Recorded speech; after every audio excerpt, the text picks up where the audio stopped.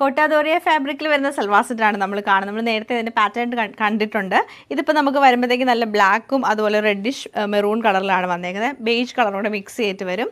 Printed cotton ബോട്ടവും dupatta വരുമ്പോൾ നമുക്ക് കോട്ടയിൽ തന്നെയാണ് ദുപ്പട്ട വന്നേക്കുന്നത്. അപ്പോൾ നമുക്കൊരു 5 പ്രിൻറ്റിലാണിത് അവൈലബിൾ ആയിട്ടുള്ളത്. അപ്പോൾ ഇതിൻ്റെ കളക്ഷൻസ് നമുക്ക് ഓരോന്നായിട്ട് കണ്ടു നോക്കാം.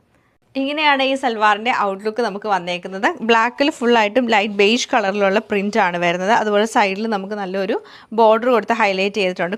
ബോട്ടം വരുമ്പോൾ പ്രിൻറ്റഡ് ആയിട്ടുള്ള കോട്ടൺ ബോട്ടം ആണ് പെയർ ചെയ്തേക്കുന്നതിന്. സൈഡിൽ നമുക്ക് നല്ലൊരു ബോർഡർ വരുന്നുണ്ട്. ദുപ്പട്ടയും കോട്ടയിൽ തന്നെയാണ് വരുന്നത്. കോട്ടാദോറിയ ഫാബ്രിക്കിൽ നമുക്ക് ഈ ഒരു ബോട്ടത്തിൻ്റെ പ്രിൻറ്റ് തന്നെ വന്നിട്ടുണ്ട്.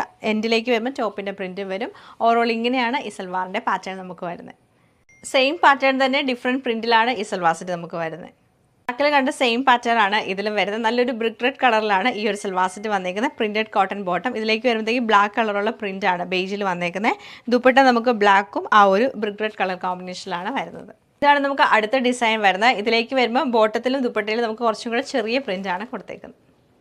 സെയിം പാറ്റേൺ തന്നെ ഡിഫറെൻറ്റ് പ്രിന്റിലാണ് ഈ സൽവാർ സെറ്റ് അവൈലബിൾ ആയിട്ടുള്ളത്.